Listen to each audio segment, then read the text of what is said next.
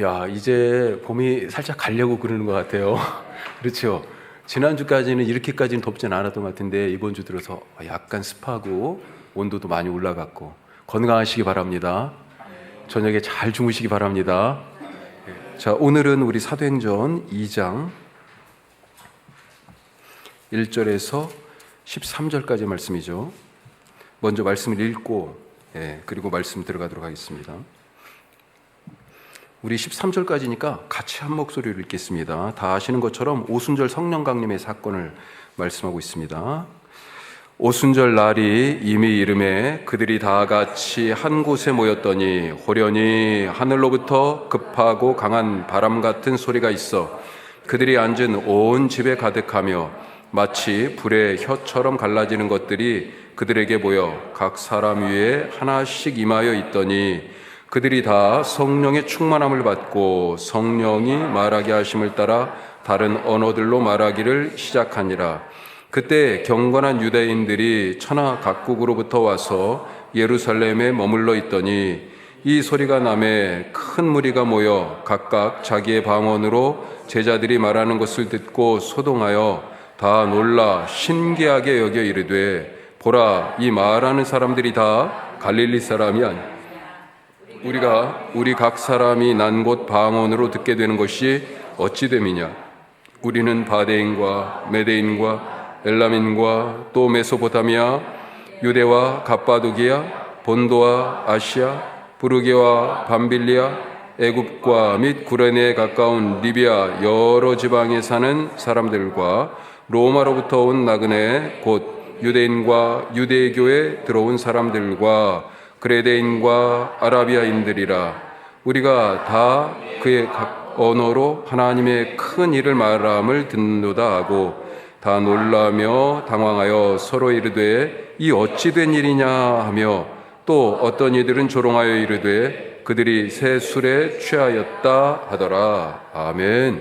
아멘. 자, 오늘 말씀은 오순절 두 단락으로 되어 있습니다. 지금 보신 것처럼 4절까지 앞부분은 오순절에 성령께서 성령 하나님이 강림하신 그 현상 자체를 얘기하고 그 다음에 5절부터는 그 성령 강림에 대한 반응이에요. 제자들은 다른 말로 말하기 시작했고 그리고 그것을 들은 사람들은 또 반응하는 방식들이 있었죠.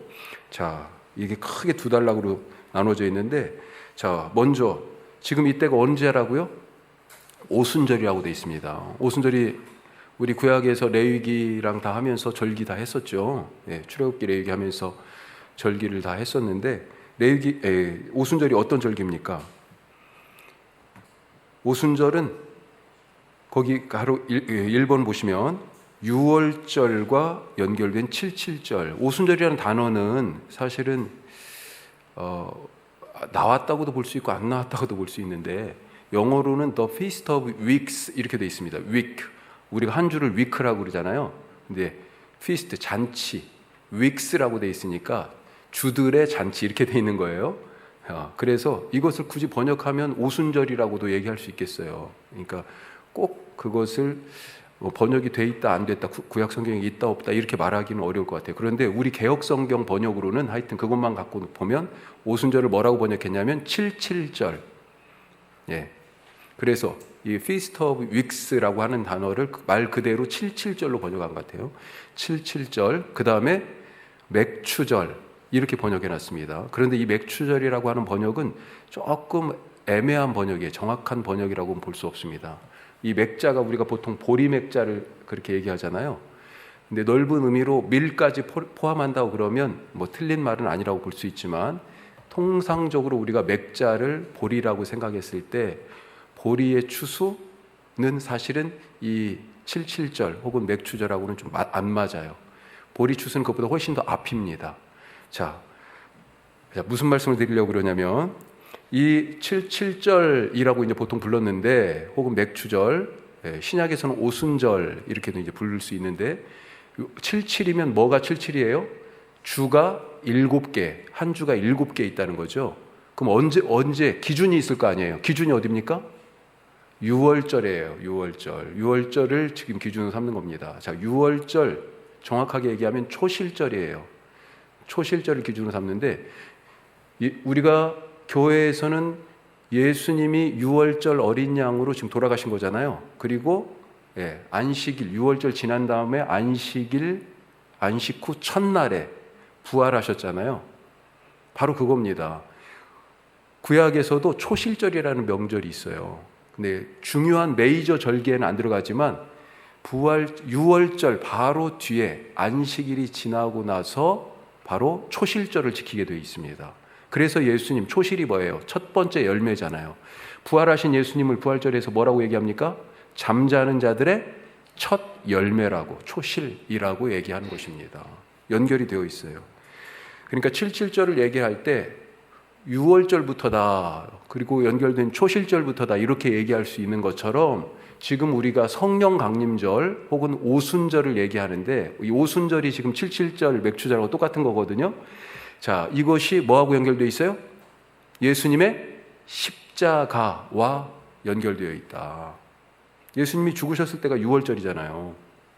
그래서 6월절과 7.7절, 이걸 신약식으로 얘기하면 십자가와 성령 강림이라고 볼 수 있어요. 자, 6월절, 구약에 나타난 7.7절 혹은 맥추절에 대한 얘기를 그 밑에 이제 또 좀 써놨는데요. 거기는 안 들어가 있죠. 레위기 23장 15, 16절에 7 안식일 다음에 6월절 지나고 7 안식일 다음에 7.7절을 지키는 것에 대한 말씀이 있어요. 나중에 찾아보시기 바라고. 자, 이렇게 성령 강림 사건은 독자적인 사건이 아니라는 것입니다. 예수님의 십자가의 죽음, 그러니까 6월절에서 시작된 사건이에요. 따라서 이 성령 강림 사건, 오늘 말씀 보면 성령님이 오셔서 제자들에게 지금 충만히 가득히 임했잖아요. 성령 충만하게 되는 일은 어디에서 출발해요? 십자가에서 출발한다고요. 내가 예수님과 함께 십자가에 죽는 거기에서부터 성령 충만, 성령의 사람으로 살아가는 삶이 시작된다는 거예요. 우리가 그냥 무턱대고 성령 충만케 해주십시오, 성령 충만을 구합니다 라고 얘기하는데 그 출발이 어디 있다고요? 십자가에 있어요. 십자가. 그러니까 내가 죽지 않으면서 성령 충만을 바란다? 어불성설이라는 것입니다. 지금 기도하면서 기다렸잖아요. 제자들이 기도하면서 무슨 기도를 했겠어요? 바로 자기를 버리고 예수님이 죽으셨잖아요. 그 죽으신 예수님과 함께 나도 죽었는가, 그 회개의 기도가 그 기도 가운데 있지 않았나. 나중에 오늘은 안 하지만 이 뒤에 베드로가 설교하잖아요. 14절부터가 이제 베드로의 설교 내용입니다. 제자들이 뛰쳐나와서 막 외쳤잖아요. 뭘 말했겠어요? 그 말한 내용의 대표적인 예가 14절부터 나오는 베드로의 설교예요. 베드로가 뭘 얘기했습니까? 회개하라는 얘기했어요. 예수님 소개하고 회개하라. 그리하면 성령을 받으리라. 이렇게 얘기한 겁니다. 그러니까 제자들이 다락방에서 모여서 120명이 기도할 때 성령을 기다리면서 무슨 기도했겠어요? 십자가를 기도한 거예요. 내가 죽습니다. 회개합니다. 내가 그런 죄인입니다. 십자가가 전제되지 않은 성령 충만은 없다. 기억하시기 바랍니다. 두 번째, 가로 2번. 자, 이 오순절 혹은 맥추절, 칠칠절은 무슨 절기냐? 추수예요, 추수. 그 영어도 제가 써드렸는데, 자, 구약에서 7.7절 혹은 맥추절은 뭘 추수합니까? 곡식의 추수인데 정확하게 얘기하면 밀추수예요, 밀. 자, 아까 부활절 바로 다음에 있는 첫 번째 안식일이 지난 다음 초실절을 지킨다고 그랬잖아요. 그 초실절, 이때도 첫 열매예요. 그 한 달을 갖다가 드리는 거예요. 이때 첫 열매는 뭘까요? 뭘 수확한 거예요? 보리예요, 보리. 보리 수확이 밀 수확보다 한 달 이상 빠르다. 그래서 보리를 먼저 수확한 거. 이때 초실절의 열매는 보리 한 단이고, 자, 그 다음에 7.7절에도 처음 익은 것을 갖다가 드리기 시작하는 거예요. 근데 무엇에 처음 익은 것입니까? 뭘 수확한 거예요? 밀이에요, 밀.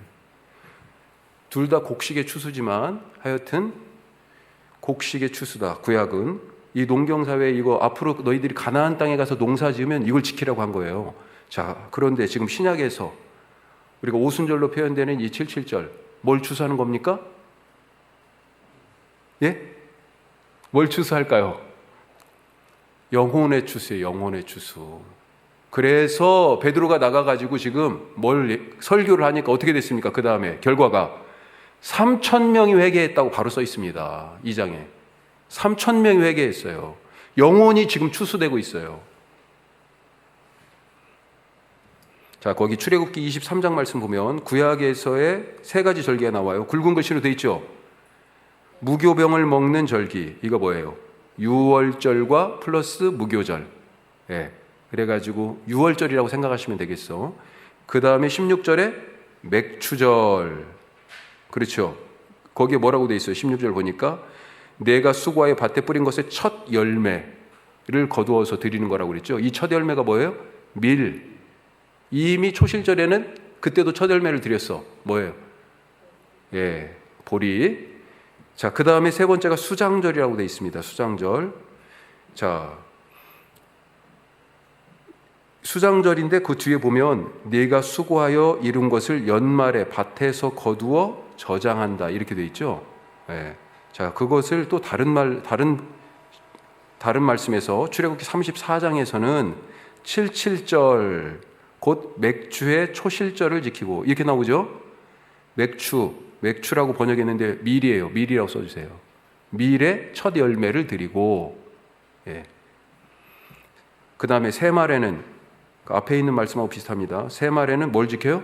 수장절을 지켜라. 자, 그런데 이걸 조금 풀어놨어. 영어 번역을 보니까 두 가지 번역을 제가 드렸는데 밑에 두 번째 버전 CEV라고 되어 있는 거, 이거는 Contemporary English 버전 이렇게 되어 있는 겁니다. 현대 영어 번역 이런 거예요. 현대 지금 쉽게 자기들이 쓰는 일상용어로 번역한 거예요. 거기 끝에 보면 뭐라고 되어 있냐면 맨 마지막 단어가 뭐라고 되어 있냐면 when you pick your fruit 이렇게 되어 있습니다. 수장절을 과일 추수로 지금 생각하고 있어요. 그렇게 번역해 놓고 있어요. 자, 초실절은 뭘 추수해요? 보리. 이게 지금 오늘 말씀에서 조금 빗나가네.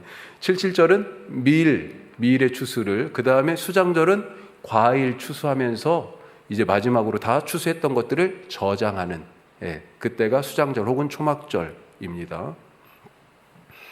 자, 이건 뭐 배경 지식으로 지금 말씀드렸던 거고, 세 번째 3번 가로 3번. 자, 성령님이 오셨잖아요. 그래가지고 나타난 중요한, 그러니까 오신 목적이 있어요. 예, 목적 뭐냐? 언약의 공동체, 언약의 공동체를 세우기 위함. 구약에서는 그걸 뭐라고 표현합니까? 이스라엘이라고 얘기하는 거죠. 이스라엘. 예, 이스라엘이라고 하는 하나님의 백성의 공동체가, 예, 어디에서 만들어졌어요? 홍해를 건너 어디에서? 시내산에서 하나님이 임재하셨잖아요. 시내산에. 그리고 모세를 부르고 70인의 장로를 부르고 시내산 경계에는 백성들이 다 거기 기다리고 있었잖아요. 그러면서 하나님하고 계약을 하죠. 언약 백성이 됩니다. 제사장 나라 거룩한 백성이 돼요. 하나님은 나는 너희의 하나님이 되시고, 그래서 이 이집트에서 탈출한 이 무리들이 이제 하나님의 백성, 그걸 우리식으로 얘기하면 이스라엘이 되는 것입니다. 자, 그게 신약에서는, 구약에서의 이 백성이 율법을 통해서 시내산에서 언약 공동체가 된 것처럼 신약에서는요, 지금 어디에 임했어요? 이 사람들에게 지금 임했잖아요. 하나님이 성령으로 임했잖아요. 그래가지고 이 제자들이 새 언약의 공동체가 됩니다. 그 새 언약의 공동체가 뭐예요? 영적 이스라엘. 이걸 우리는 교회 이렇게 부르는 거죠. 예. 그래서 교회는 뭐가 없으면 교회가 아니에요? 성령의 임재가 없으면 교회가 아닙니다. 그리고 성령의 임재 때문에 뭐가 있어요? 새 언약이 주어졌어요. 그 새 언약이 뭐예요? 예수님 말씀하셨지요. 내가 새 계명을 주노니 너희가 서로 사랑하라. 사랑의 새 계명. 아셨죠? 그 사랑이 어디에 잘 나타나 있어요? 그 사랑의 정점이 십자가. 네, 십자가죠. 자, 넘어가서 2번. 자, 이 오순절에 성령이 강림하신 것을 보니 하나님은 어떤 분이십니까? 하나님은 여러 가지가 있을 수 있죠. 지금 이 사람들에게 주셨잖아요. 막 베푸시는 분이다. 예. 그 다음에 예수님이 떠나가시고 나서 제자들이 지금 어떻게 보면 그 부모 잃은 자식 같은 그런 모습 아니에요? 앞으로 어떻게 해야 될지도 모르겠고 지금 어디 있어요? 마가의 다락방이라고 추정되는 어느 다락방에 모여가지고 나오지도 못하고 예수의 잔당이잖아요, 지금. 그렇죠? 지금 유대 당국이나 로마 당국이 야, 저놈들 예루살렘에서 어슬렁거리기만 해봐. 다 붙잡아가지고 예수처럼 죽일 거야. 지금 이런 상황일 수 있는데 하나님이 당신의 영으로 임재하셨다? 이 제자들에게 이건 뭐예요? 내가 너희를 버리지, 아까 찬송한 것처럼 버리지 않는다라고 하는 그런 말씀일 수도 있죠. 예, 돌보심이 될 수도 있고.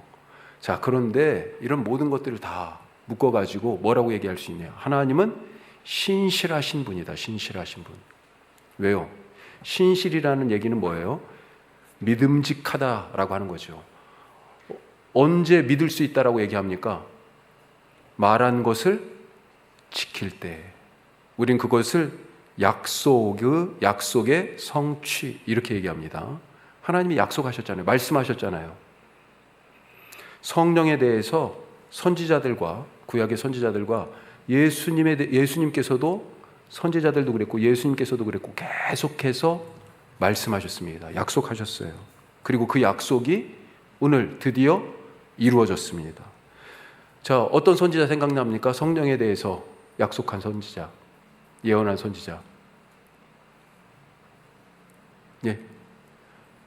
이 뒤에 이제 바로 나오는데, 예. 누가 생각나요?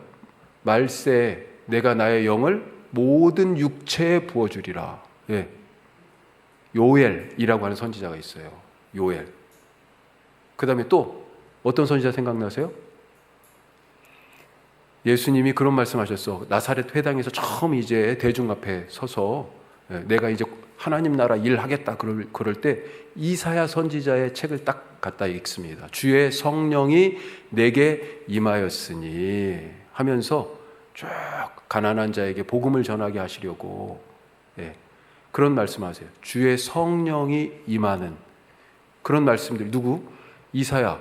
그 다음에 또 성령하면 누가 생각납니까? 에스겔이 어디 있었어요? 마른 뼈가 가득한 골짜기에 있었잖아요. 그때 생기야 사방에서 불어와라. 너 그렇게 얘기해. 하나님이 그러셨잖아요. 그 생기가 바로 성령입니다. 예. 예수님도요. 요한복음 14장에서 16장 보면 성령님에 대해서 내가 가지만 또 다른 보혜사 성령님이 너희에게 올 것이야. 아버지께서 보내주신다고 하신다. 그렇게 약속하시잖아요. 그리고 오늘 말씀 바로 앞에 1장 5절에서도 그렇잖아요. 1장 4절에서도. 1장 4절 뭐라고 되어 있습니까? 같이 한번 읽어보죠. 1장 4절.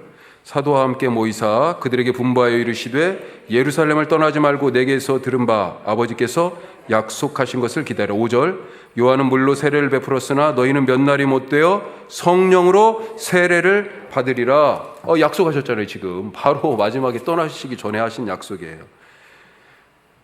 하지만 이 하나님의 약속을 믿고 기다린다는 거 쉬운 일이 아닙니다. 우리 아브라함 한번 생각해 보죠. 하나님이 약속하셨잖아. 그렇죠. 아브라함에게 무슨 약속하셨습니까? 뭐에 대해서? 자녀에 대해서 약속하셨지. 또 뭐에 대해서 약속하셨어요? 땅에 대해서 약속하셨죠. 자, 자녀에 대해서 약속하셨어요. 그런데 이루어집니까? 안 이루어져요. 안 이루어졌어요. 언제까지 안 이루어졌습니까? 10년? 20년? 30년? 아니, 안 이루어지니까 하나님이 약속은 하셨는데 안 이루어지니까 야, 이건 내가 어떻게 해야 되는가 보다. 그래가지고 창세기 15장 보면 자기 후손, 상속자로 가장 믿을 만한 다메섹 사람 엘리에셀을 어려서부터 키운 종이에요. 예, 내가 정말 믿을 만한 종이야. 엘리에셀을 자기 자식처럼 생각한 거죠. 주님, 엘리에셀이 제 상속자입니다. 하나님이 약속으로 주신 자녀가 엘리에셀이에요. 잃어버린 거죠. 하나님이 아니다 그렇죠. 그리고 나서 누구를 세웠어요? 그러면 내가 낳아야 되겠다. 그래가지고 사라의 여종 하가를 통해서 이스마엘 낳았습니다. 이스마엘 낳았을 때가 86세였어요. 15년이 다 되도록, 예. 그런데도 이스마엘 아니라고 하시고 나서도 바로 이루어주신 게 아니에요.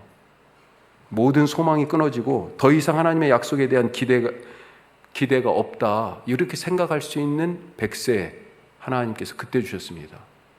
약속을 믿고 그때까지 기다려요? 쉬운 일 아닙니다. 사실은.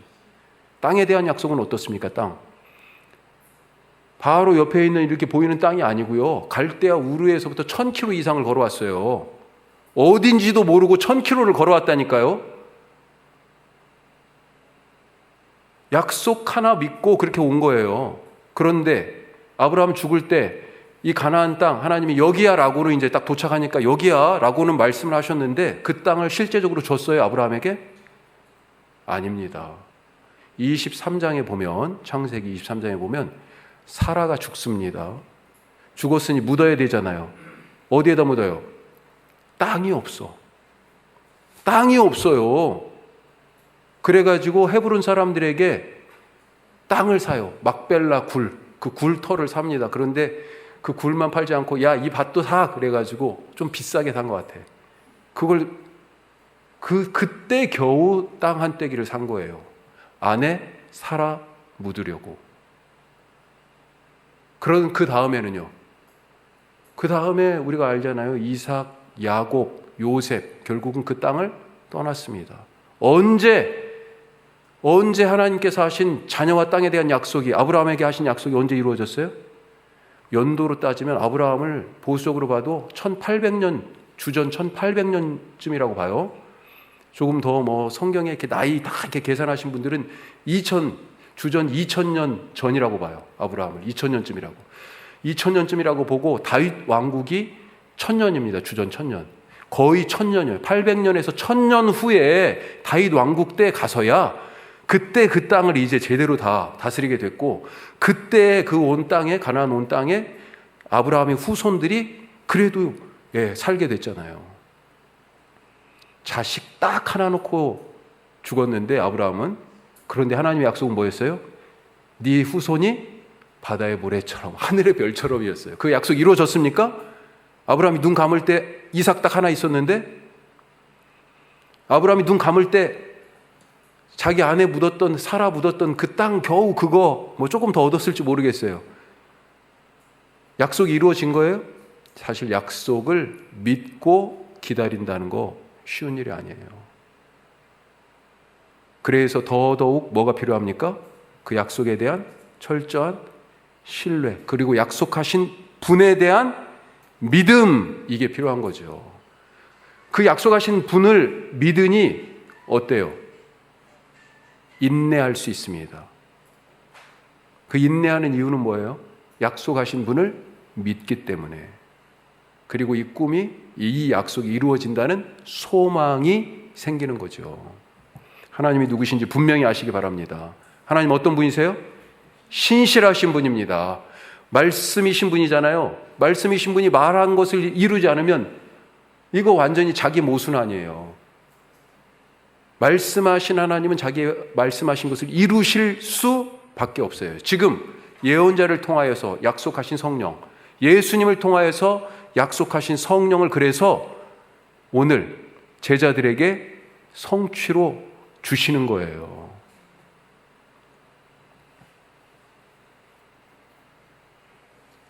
자, 3번. 성령 어떤 분이십니까? 오늘 말씀의 제목, 되게 하시는 분이에요. 되게 하셔. 자, 이건 무슨 일이 된다가 아니에요. 예. 여기서 된다는 두 가지예요. 자, 먼저 오늘 성령이 임할 때 현상이 있죠. 먼저 소리가 들립니다.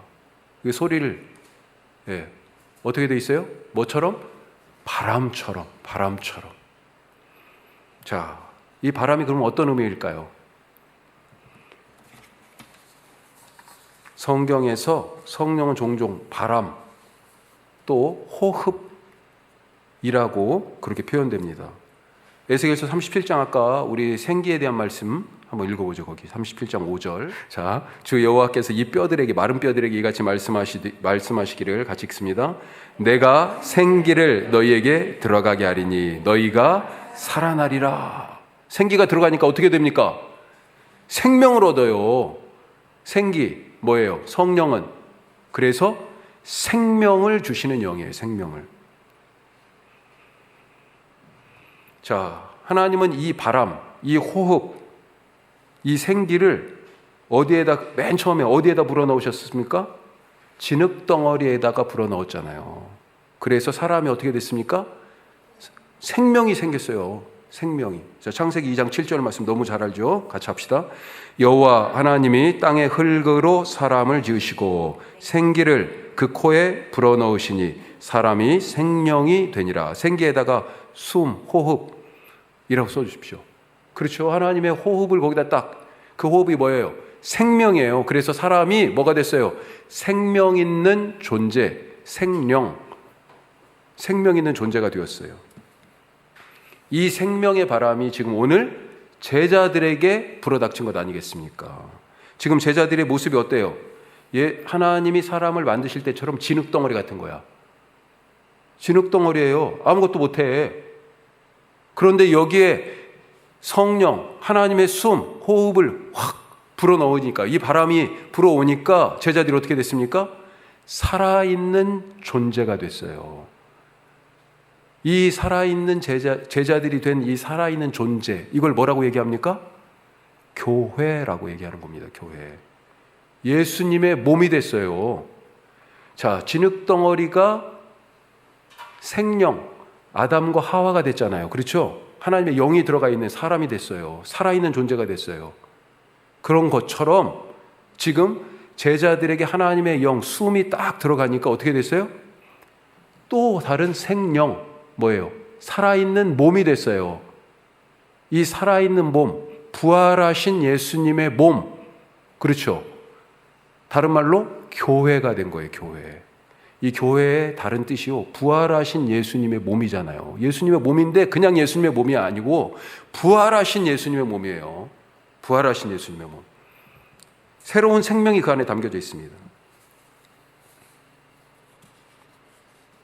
그래서 거기 요한복음 3장 6절 말씀 보면 육으로 난 것은 육이요. 성령이 없었으면 제자들은 그냥 육으로 끝나는 거예요. 하지만 이제 성령이 들어가니까요, 영으로 난 새로운 존재, 살아있는 존재, 부활하신 예수님의 몸, 교회가 된 것입니다. 성령은 되게 하는 거예요. 우리가 참된 교회가 되고 싶습니까? 교회의 진짜 의미가 뭐예요? 부활하신 예수님의 몸이라고요. 우리가 바로 예수님이 살아계신 것을 세상에 보여주는 증거예요. 그런 증거로 살아가기를 원하면 어때야 돼요? 우리 속에, 우리 교회에 성령이 계셔야 되는 거죠. 성령이 계시지 않고는 교회가 될 수 없다. 자, 두 번째 가로. 어떤 현상이 나타났었습니까? 불처럼. 불은 뭐예요? 여기서 임재라고 우리가 볼 수 있겠습니다. 임재. 자, 바람처럼 임했어요. 뭐예요? 제자들에게 확 생명을 줬어요. 그래가지고 교회, 살아있는 예수님의 몸이 됐어요. 그렇죠? 자, 하나님이 임재하셨어. 구약에서 하나님이 임재하시면 뭐가 됩니까? 하나님이 어디에 임재하셨어요? 예, 성막에 임재하셨죠. 그 전에 어디에 임재하셨어요? 모세에게. 호렙산에서 임재하셨죠. 그렇죠? 그리고 모세를 보내서 그 백성들을 이끌어서 시내산에 세우셨죠. 그리고 하나님이 거기에 임재하셨죠. 다 불이에요. 떨기나무 불꽃, 호렙산에서도요, 번개와 우레와 불로 임재하셨어요. 구름도 있었지만 불과 구름이 사실은 하나님의 임재의 상징이죠. 그리고 이 언약 백성이 된 다음에 하나님 시내산에서 만나주신 하나님이 내가 이제 너희 가운데 들어가서 살을게 그러면서 뭘 지으라고 그랬어요? 내 집 성막을 지으라고 하셨잖아요. 성막 다 짓고 나니까 하나님이 불과 구름으로 성막에 임재하셨어요. 임재. 성막에 불로 임재하신 거예요. 그것이 광야 방황하는 기간 내내 구름 불 기둥, 불과 구름 기둥으로 이 백성과 함께 하나님의 함께 계시는 임재의 증거로 불 구름 기둥이 보인 거잖아요. 심지어 제사장을 위임하고 첫 번째 제사장 아론의 아들들이 제사를 드리는데 잘못된 불을 지들 마음대로 잘못된 불을 드렸어요. 그때 어땠습니까? 여호와에게서 불이 나와서 아론의 아들들 나답과 아비후를 삼켰습니다. 성막에서 있었던 일이잖아요. 하나님은 임재하시는데 뭘로 임재하셔? 그 임재의 모습이 불이에요. 그래서 여기 지금 사도행전에 나타나는 이 말씀 바람처럼 불처럼이 바로 이런 뜻입니다. 임재하시니 어떻게 됩니까? 하나님이 거하시는 처소가 된다. 이걸 다른 말로 성전. 성령은 성전이 되게 해요. 그런데 어디에 임재하셨어요 지금? 제자들에게 임재하셨잖아요. 그래서 제자들을 뭘로 삼으셨어요? 하나님이 거하실 처소 성전. 교회는 하나님이 계시는 곳입니다. 자, 그 얘기가 고린도전서 3장 16절 또 6장 19절에서 20절 이런 말씀들이 있죠. 참조가에서 보시기 바랍니다. 자, 가로 세 번째. 이렇게 성령님이 오셔서 제자들에게 오셨으니 주시는 게 있어요. 첫 번째 선물을 주십니다. 뭘 주셨습니까? 자, 제자들에게 일어났던 변화가 뭐예요? 성령이 오시고 나니까 4절 말씀에 있죠. 우리 아까도 읽었습니다만 다시 한번 읽어보겠습니다. 4절. 그들이 다 성령의 충만함을 받고 성령이 말하게 하심을 따라 다른 언어들로 말하기를 시작하니라. 아멘. 아멘. 자, 선물을 받았어요? 받았어요. 성령님이 오셨어요. 충만해요 지금. 그랬더니 어떤 일이 일어납니까? 어떻게 됐어요? 성령이 말하게 하셨다. 입이 열렸어요. 말하게 하시고 자, 그 뒤에 보니까 이 말을 사람들이 알아들어요? 못 알아들어요? 알아듣네. 다 알아들어. 어떤 사람이 알아듣습니까?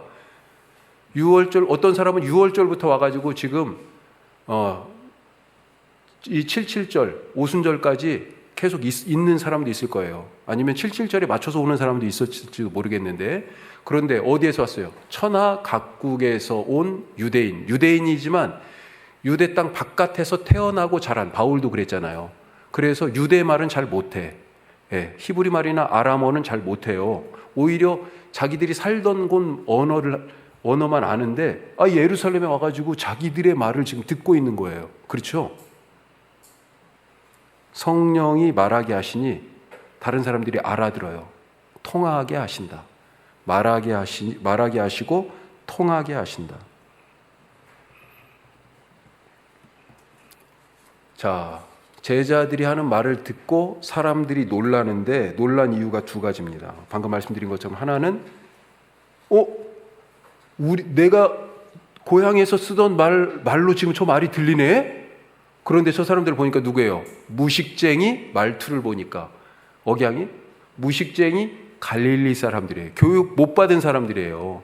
이런 외국어를 배울 기회가 없는 사람들이죠. 그런데 내가 알아듣는 말로 얘기하고 있어요.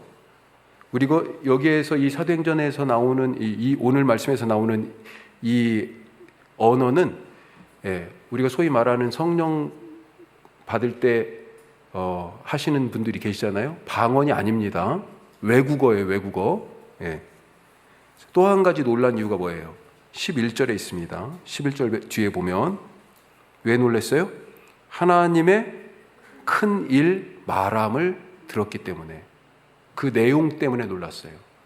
내가 알아듣는 언어로 말했을 때 한번 놀랐고 그 말의 내용이 하나님의 큰 일에 대한 거예요. 그 구체적인 내용은 다음 주에 나옵니다. 예. 자, 한마디로 지금 다 알아들었어요. 말하게 하셨고 제자들에게, 그리고 그 말을 다른 사람들이 다 알아듣게 통하게 하셨어요. 무엇입니까? 성령의 사람은 통하는 말을 하는 사람이라는 겁니다. 통하는 말을 하는 사람. 이 말은 뭐예요? 성령의 사람이 말을 하면 막혔던, 서로 사람들 사이에 막혔던 것들이 뚫리고, 예, 끊어졌던 다리가 놓아지는 그런 일이 생긴다는 거죠. 우리 교회 안에서 한번 잘 생각해 보시기 바랍니다. 누구한테 가면 오히려 담이 쌓여. 그 사람이 말을 하면 할수록 담이 자꾸 생기고 거리가 자꾸 생겨요. 이건 뭐예요? 성령이 함께 하시는 증거하고 반대예요, 반대. 그렇죠. 우리가 말을 하면 할수록 이해가 증진되고 오해가 풀어지고 막혔던 것은 열리고 끊어졌던 것은 연결되는 그런 말을 하는 사람이 되실 수 있길 바랍니다. 그러면 어떤 사람이에요? 그렇게 하기 위해서는 성령의 사람이 되어야 한다. 자, 오늘 이 정도만 하겠습니다. 기도하겠습니다. 성령이 임하시면 추수하는 일이 일어납니다. 옛날에는 곡식을 추수했지만 지금 어떤 추수예요? 지금은 영혼의 추수가 일어나요. 주님, 우리 가운데 함께하여 주셔서 우리 교회가 영혼을, 이 마지막 때 영혼을 추수하는 공동체 되게 하여 주시옵소서.